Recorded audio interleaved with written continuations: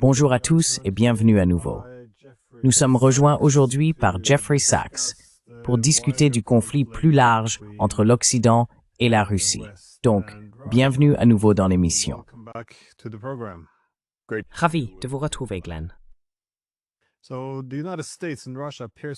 Ainsi, les États-Unis et la Russie semblent se diriger vers une compréhension commune de la manière de mettre fin à la guerre. Il y a une reconnaissance du fait que les causes profondes du conflit doivent être résolues, ce qui explique pourquoi Trump s'est désormais retiré du cessez-le-feu. Pourtant, on évoque aussi des garanties de sécurité pour l'Ukraine, similaires à celles de l'article 5. Ce qui me fait me demander si peut-être Trump ne comprend pas la cause profonde de la guerre. Quoi qu'il en soit, j'aimerais avoir votre avis. Quelle est votre principale conclusion concernant ces récents développements diplomatiques? Que faut-il pour parvenir à la paix, et cela est-il possible?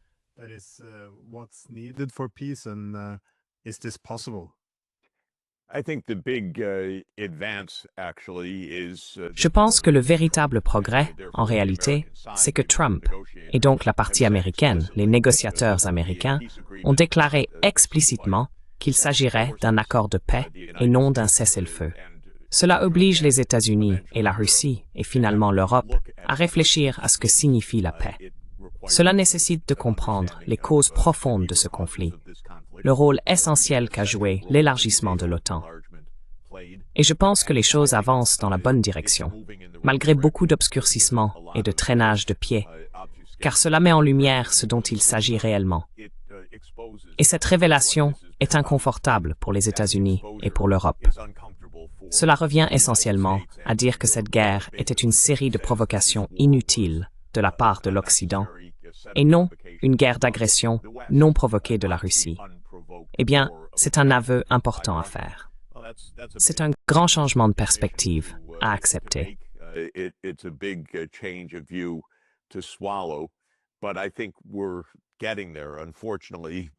Mais je pense que nous y arrivons, malheureusement. Mais avant d'y arriver, la guerre continue. Il faut trop de temps pour parvenir à des conclusions auxquelles toi, moi et beaucoup d'autres sommes arrivés il y a des années. Cette guerre aurait pu se terminer, bien sûr. Elle aurait pu être entièrement évitée et elle aurait pu se terminer à la table des négociations dans des conditions plus favorables pour l'Ukraine qu'aujourd'hui, en avril 2022. Mais cette option a été rejetée par les États-Unis et le Royaume-Uni, mais surtout par les États-Unis. Nous en sommes donc là aujourd'hui. Les détails restent à régler, et cela prend du temps. Il n'y aura sûrement pas de garantie de type OTAN pour l'Ukraine. Cela reviendrait à inviter une guerre entre la Russie et l'OTAN. La Russie n'acceptera pas cela. Les États-Unis et l'Europe ne devraient pas accepter cela non plus. Il est trop facile d'être à nouveau entraîné dans un conflit ou dans un conflit encore plus grave.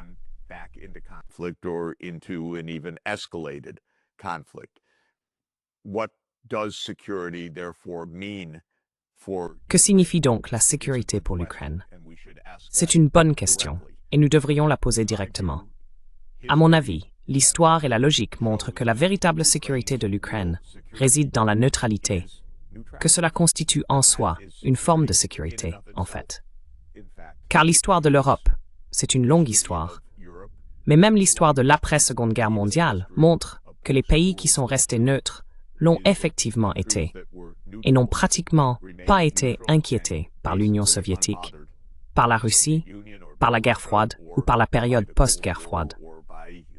En d'autres termes, les pays neutres, comme la Suède et la Finlande, qui pour de mauvaises raisons ont récemment choisi de mettre fin à leur longue neutralité, n'ont pas été inquiétés par l'Union soviétique ou par la Russie.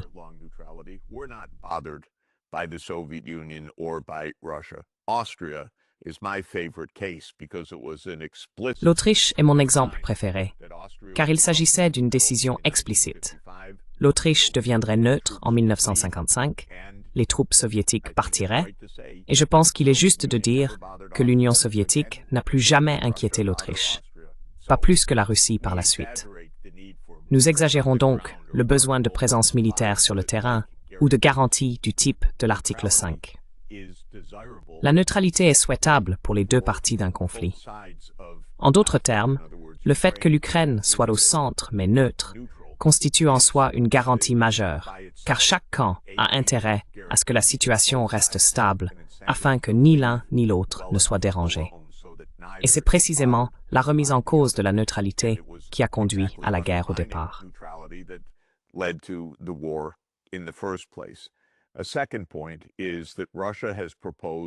Un deuxième point est que la Russie a proposé, et je pense qu'il existe une manière très logique et raisonnable de le faire, que la Russie soit l'un des garants de la paix, car elle a des intérêts de sécurité qui doivent être respectés, tout comme ceux de l'Ukraine. Le lieu logique pour un véritable accord de sécurité est le Conseil de sécurité de l'ONU. Cela inclut automatiquement les États-Unis, le Royaume-Uni et la France, mais aussi la Russie et la Chine. Et cela offre une visibilité publique, ainsi que des moyens de surveiller un accord. Nous savons tous que ce n'est pas parfait, mais c'est selon moi une façon de clarifier ce qui est convenu et d'assurer un suivi indépendant.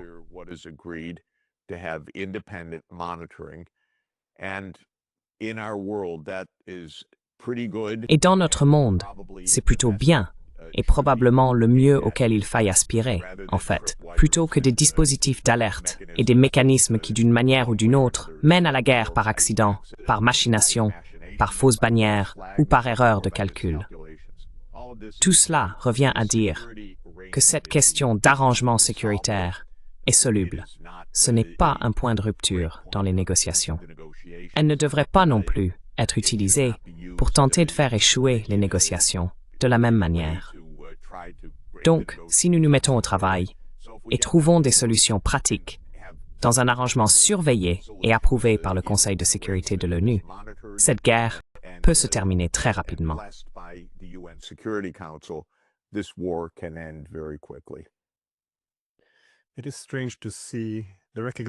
Il est étrange de constater que l'on reconnaît l'OTAN comme étant à l'origine du conflit, tout en envisageant néanmoins un rôle pour l'OTAN dans la solution. Mais ces causes profondes d'une paix plus durable reposent sur la reconnaissance que l'Ukraine n'est qu'un symptôme d'un conflit plus large, à savoir l'absence d'un règlement post-guerre froide mutuellement acceptable, qui nous mine depuis maintenant 30 ans et a mené à cette guerre. Or, nous avions en réalité des accords pour une architecture de sécurité inclusive et indivisible, respectant le principe de sécurité indivisible, dans laquelle les préoccupations sécuritaires de la Russie seraient également prises en compte.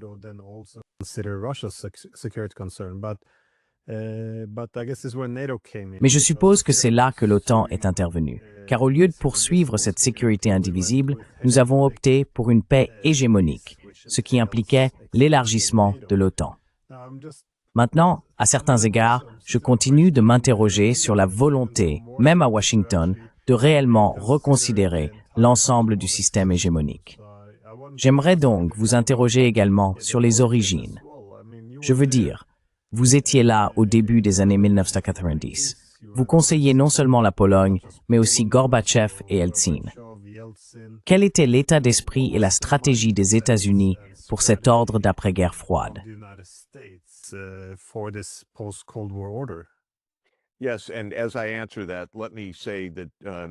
Oui. Et pour répondre à cette question, permettez-moi de dire qu'elle remonte à 1945, et pas seulement à 1991. Quel type d'ordre va-t-il y avoir? S'agira-t-il d'une sécurité collective ou d'une sécurité de bloc et d'une sécurité hégémonique tentée par les États-Unis? Eh bien, en 1990, 1991, 1992, les événements étaient bien sûr révolutionnaires. En fait, laissez-moi commencer en 1989. Gorbatchev, le président de l'Union soviétique, a mis fin unilatéralement à la guerre froide en annonçant la dissolution du pacte de Varsovie. Mais plus encore, et j'en ai été témoin direct, Gorbatchev a orchestré la fin du parti unique en Europe de l'Est. Il a négocié l'accord qui a conduit au premier gouvernement post-communiste de la Pologne à l'été 1989. Il a appelé le président communiste, Jaruzelski, et lui a dit « Intègre ce mouvement Solidarność dans ton gouvernement. » Absolument extraordinaire.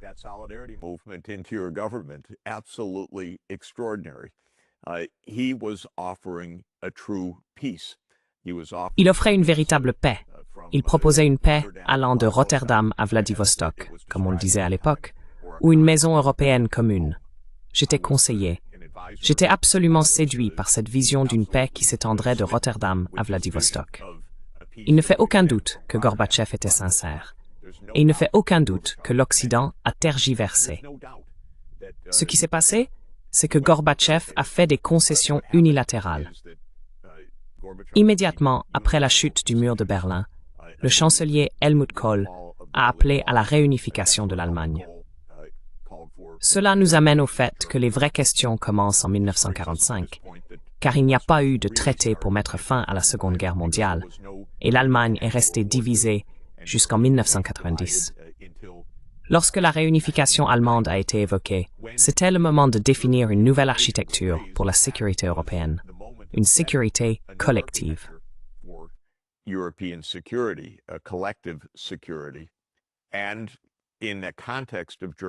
Et dans le contexte de la réunification allemande, les États-Unis et l'Allemagne ont promis à Gorbatchev en février 1990 et à de très nombreuses reprises par la suite que l'OTAN ne s'élargirait pas vers l'Est. En d'autres termes, que la paix et la réunification allemande ne se feraient pas au détriment de l'Union soviétique, ni ne compromettraient la sécurité soviétique. C'était un point clé. Gorbatchev a déclaré que c'était essentiel, et le message a été transmis. On peut regarder les enregistrements ou consulter les documents, et j'encourage toujours les gens à se référer eux-mêmes à ce qu'on appelle les archives de la sécurité nationale de l'Université George Washington, dans un dossier intitulé « Qu'a entendu Gorbatchev ?»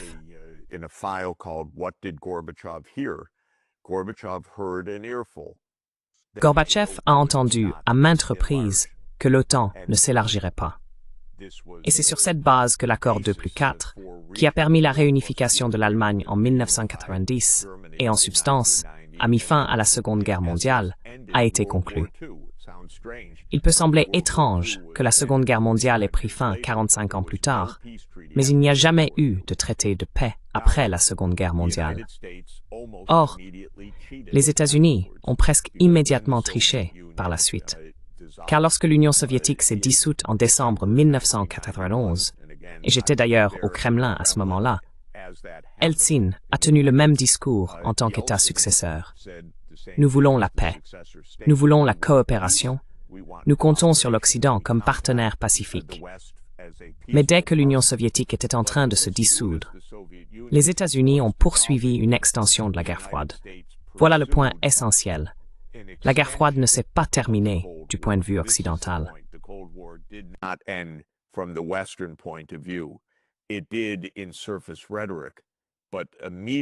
En surface, la rhétorique semblait différente, mais immédiatement, l'appareil sécuritaire des États-Unis a commencé à planifier l'élargissement de l'OTAN.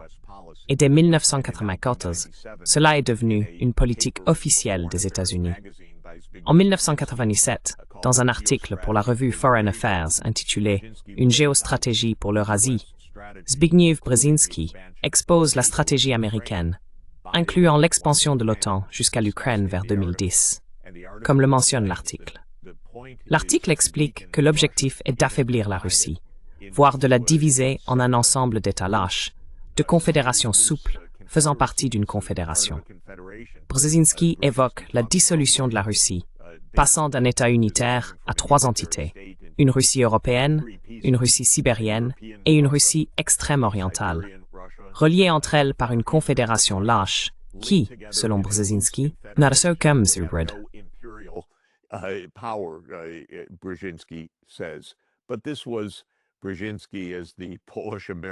Mais c'était Brzezinski, en tant que patriote polono-américain anti-russe, dans sa liste de souhaits où la guerre froide se poursuivrait jusqu'à la désintégration de la Russie, et l'élargissement de l'OTAN en serait la clé de voûte, encerclant la Russie en mer Noire, ce qui signifiait que l'Ukraine et la Géorgie, la Roumanie et la Bulgarie rejoindraient la Turquie en tant que nation riveraine de la mer Noire pour encercler la flotte navale russe. Donc, cette histoire remonte en fait, oui, à 1991, aux promesses non tenues de l'Occident de ne pas élargir l'OTAN. Mais si je peux me permettre, Glenn, j'aimerais revenir brièvement à 1945, Il n'y a pas eu de traité de paix à la fin de la Seconde Guerre mondiale. En fait, dès l'été 1945, le Royaume-Uni et les États-Unis se préparaient déjà à une possible guerre contre leur allié de temps de guerre, l'Union soviétique. Wartime ally, the Soviet Union. This is the most incredible fact that Voici le fait le plus incroyable. Une alliance militaire qui avait vaincu Hitler, dans laquelle l'Union soviétique avait subi 27 millions de morts, s'est disloquée en quelques semaines après la fin de la Seconde Guerre mondiale, avec Churchill qui interrogeait son état-major sur la possibilité de poursuivre la guerre contre l'Union soviétique. Ils ont répondu que non, ce n'était pas une bonne idée. Et l'armée américaine envisageait déjà, quelques semaines après la reddition de l'Allemagne, la possibilité, voire la probabilité, d'une guerre avec l'Union soviétique au début des années 1950. À cause de cette vision des États-Unis et du Royaume-Uni en 1945, à mon avis, la période d'après-guerre s'est transformée en guerre froide plutôt qu'en temps de paix, car l'approche pacifique pour mettre fin à la guerre, qui aurait été la neutralité de l'Allemagne post-hitlérienne, a été ce par ces puissances occidentales. L'Occident a dit non.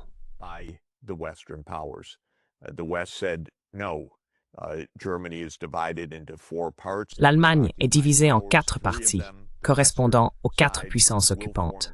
3 d'entre elles, le côté occidental, formeront la République fédérale d'Allemagne, qui sera remilitarisée.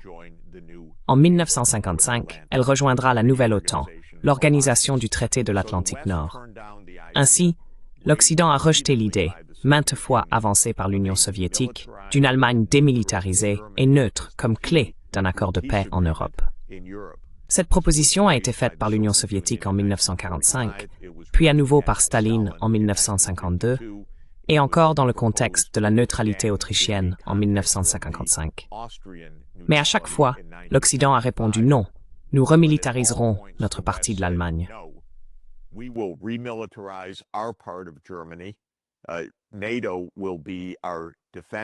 L'OTAN sera notre bloc de défense.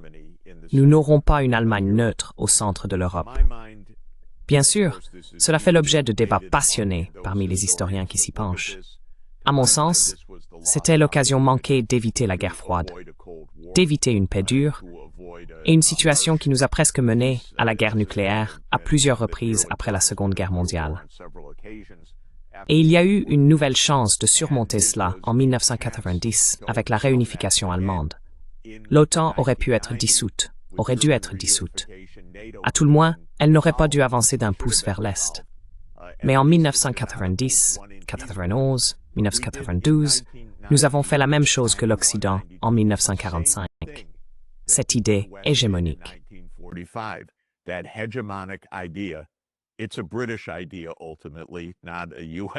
C'est une idée britannique, au fond, pas une idée américaine. Les États-Unis l'ont apprise de la Grande-Bretagne.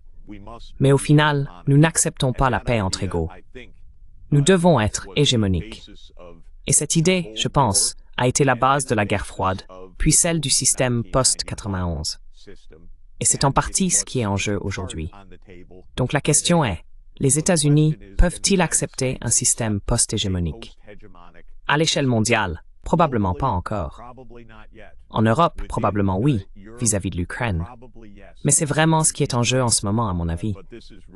Nous ne nous sommes jamais remis de 80 ans de l'idée britannique, ultimement britannique, qui est devenue l'idée américaine. La paix par l'hégémonie.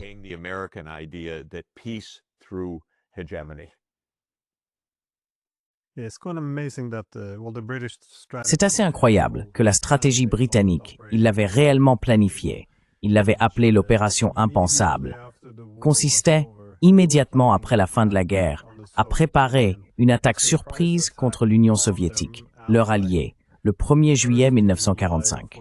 C'est-à-dire, juste après la guerre, en réunissant alors les armées américaines, britanniques, et aussi ce qu'il restait de l'armée de l'Allemagne nazie, donc en utilisant également les soldats de leur ennemi. C'est tout de même extraordinaire que cela ait pu être le plan. Mais cela soulève la question. Dans quelle mesure pensez-vous que Washington est prêt pour la paix, parce que je les entends parler de mettre fin à la guerre en Ukraine, mais je n'entends personne reconnaître les préoccupations fondamentales de sécurité de la Russie. Je n'entends personne parler d'une paix commune.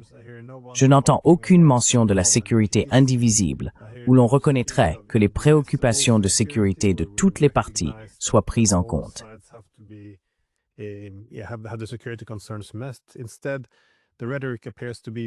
Au lieu de cela, la rhétorique semble être « nous avons perdu l'Ukraine ».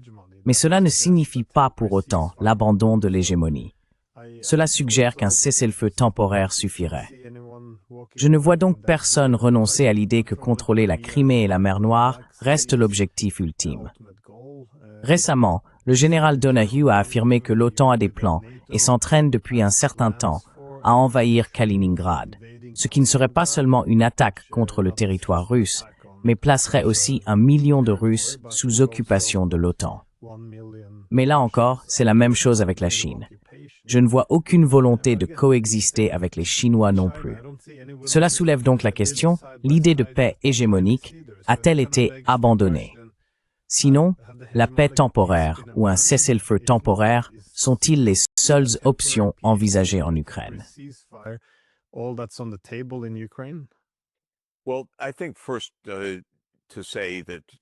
Eh bien, je pense tout d'abord qu'il faut dire que le niveau des débats à Washington, à Bruxelles, à Berlin, à Londres, à Paris est choquant.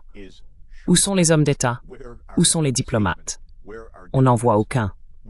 La qualité de cette discussion est abyssale, sans aucune voix issue des gouvernements, sans aucun sens de l'histoire ou de la perspective, ni ce point de vue selon lequel il faut trouver un moyen de mettre fin à ce cycle de violence, de reconnaître les choix qui s'offrent à nous. Si l'on regarde l'administration américaine, c'est une bande d'amateurs des plus incompétents. Il n'y a aucun penseur à Washington en ce moment. Et cela compte, car le niveau du débat est extrêmement important. C'est parfois déconcertant.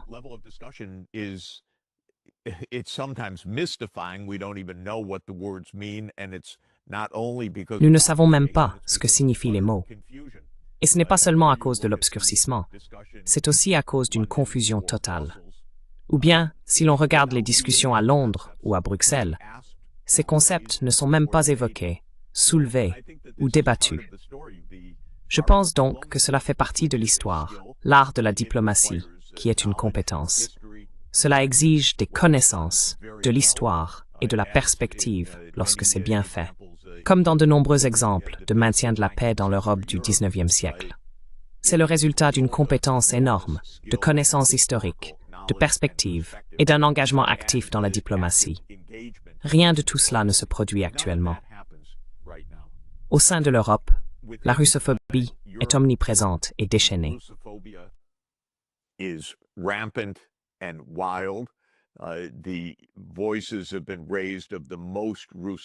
Les voix qui se sont élevées sont celles des éléments les plus russophobes.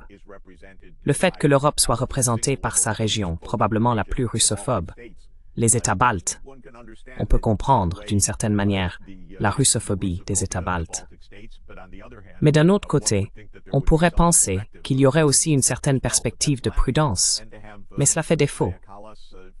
Et voir Kaja Kallas, de l'Estonie, comme la voix de l'Europe, en tant que haute représentante vice-présidente pour les affaires extérieures, est vraiment consternant.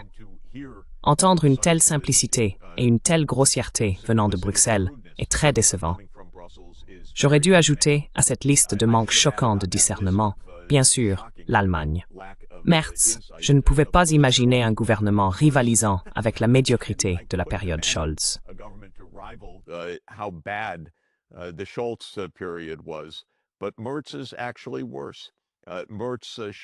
Mais Merz est en réalité pire. Merz ne montre aucune perspective. Et comment se fait-il qu'un président finlandais, juste pour ajouter à ma liste de reproches, Stubb, qui sait que, sur la base de la neutralité, aussi douloureuse que puisse être l'histoire de la Finlande, du point de vue finlandais pendant la Seconde Guerre mondiale, ou face à l'Union soviétique, la neutralité a permis à la Finlande d'atteindre la première place mondiale en termes de bonheur et de bien-être, de paix et de prospérité, au-delà de toute imagination. Et il n'arrive pas à dire autre chose, qu'il faut poursuivre la guerre contre la Russie. Il est incapable d'expliquer quoi que ce soit sur le succès de la Finlande. Il ne peut rien dire sur la véritable histoire après 1944, sur ce que signifie la neutralité et comment elle peut fonctionner. Donc, personne n'essaie actuellement de tirer des leçons positives. Cela fait une différence, car les idées comptent.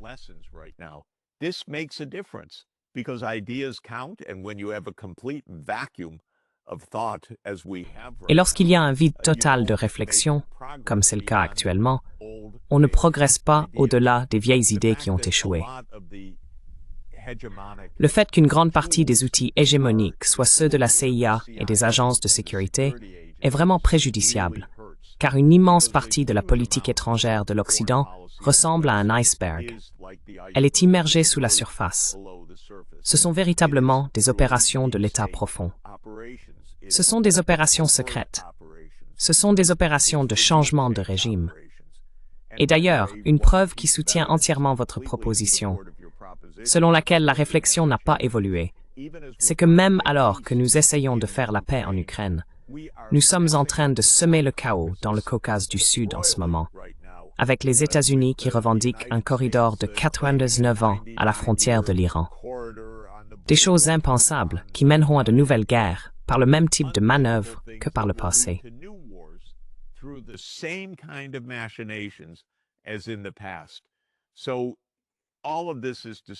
Tout cela revient à dire que c'est le moment où nous devrions repenser, de manière plus fondamentale, la sécurité collective, exactement là où vous avez commencé. L'Ukraine, au moins, pourrait nous pousser à réfléchir à nouveau.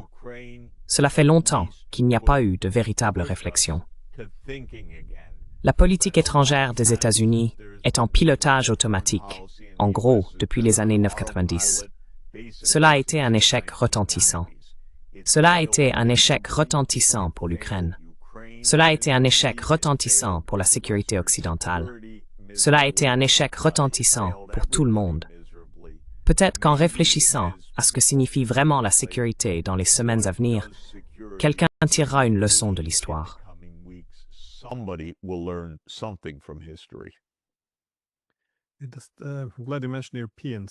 Je suis content que vous ayez mentionné les Européens. J'ai juste une toute dernière question rapide, avant que nous manquions de temps. Les Européens aujourd'hui, non seulement ils s'opposent aux efforts de paix de Trump, mais ils ne veulent même pas parler à la Russie. Est-ce un manque d'imagination face à un monde multipolaire ou une incapacité à vivre sans les États-Unis? Ou comment expliquez-vous ce refus de mettre fin à une guerre qu'ils sont en train de perdre? Le problème structurel de l'Europe, à savoir qu'elle est composée de 27 pays indépendants, reste non résolu.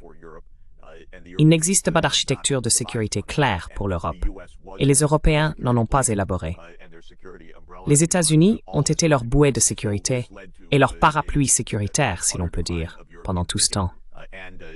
Cela a conduit à un déclin total de la réflexion européenne et à une simple dépendance envers les États-Unis.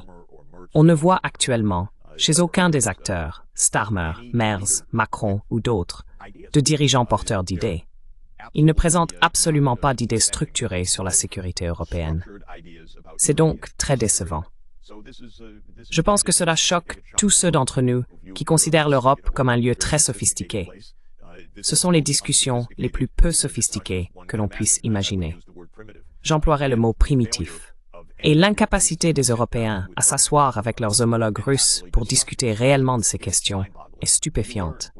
On apprend en discutant. Rencontrer Zelensky pour la 10 000e fois et pas une seule fois Lavrov est une énorme erreur.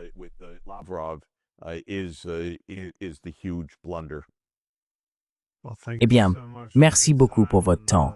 Et oui, j'ai hâte de vous voir très bientôt à New York. Formidable. Nous parlerons bientôt. Merci beaucoup.